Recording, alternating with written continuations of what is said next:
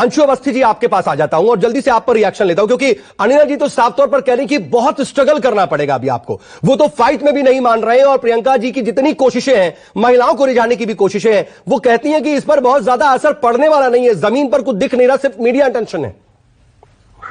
देखिए खालिद जी, उत्तर प्रदेश में पिछले 32 साल में अगर आप देखिए तो हालात बद से बदतर होते चले गए।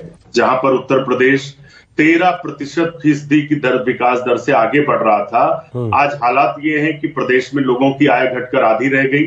अनिला जी बड़े बड़े दावे करती हैं, लेकिन वो ये नहीं बताती कि उत्तर प्रदेश में लोगों की आय कैसे घट गई। जब आप इतने इंडस्ट्री खड़ी कर रहे हैं, मेडिकल कॉलेज लगा रहे हैं, रोजगार दे रहे हैं, आप किसानों की आय दुगनी करने की बात कर रहे हैं, लेकिन लोगों की आय घटकर आधी रह गई। ये आंकड़े कहते हैं, आरबीआई के आंकड़े हैं। उत्तर प्रदेश में मेडिकल को लेकर इतनी बड़ी दावे करने वाली सरकार के समय में, कोरोना महामारी के समय आप देखिए कि लोगों को ऑक्सीजन और बेड नहीं मिल पा रहे थे, लोग मजबूरन सड़क पर अपनी जान गंवा रहे थे। किसकी वजह से? भाजपा सरकार की वजह से। करोड़ों लोग पैदल आ रहे थे। उस समय कौन खड़ा था साथ में? कांग्रेस पार्टी ने जब बसें भिजवाई थी तो ये सिर्फ और सिर्फ जन विरोधी राजनीति कर रहे थे।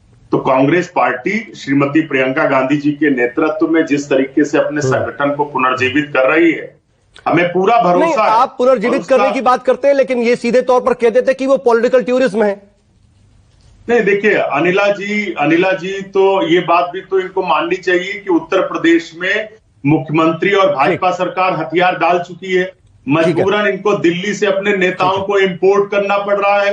अगर उत्तर प्रदेश में जिस समय डबल इंजन की सरकार बनाने की बात करके 2017 में गए थे, ये तो डबल इंजन की सरकार में हिम्मत होती तो आज दिल्ली से। अच्छा ठीक है अवस्थी जी, मेरे सवाल का जल्दी से जवाब दे दी, क्योंकि जो मैंने सवाल पूछा उसका जवाब नहीं आया। फिर उसके बाद मैं फिर राजीव के भी पास जाना है मुझे। मैं बस धैर्य से सुना है, मैं 1 मिनट में अपनी बात 30 सेकंड में पूरी कर देता हूं। कांग्रेस पार्टी श्रीमती प्रियंका गांधी जी के अलावा मुझे आप बताइए कि उत्तर प्रदेश में किसी भी विपक्ष के नेता ने इतना मजबूती से जमीन पर उतरकर लोगों के लिए लड़ाई लड़ी हो, किसी दूसरे नेता ने।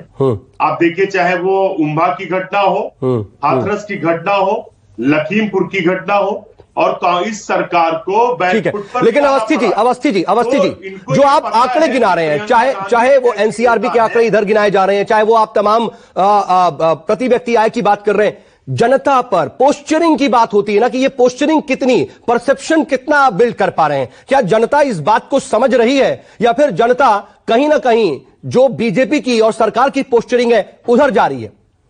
जमीन पर क्या स्थिति है और कांग्रेस कितनी मजबूत, इसका जल्दी से जवाब।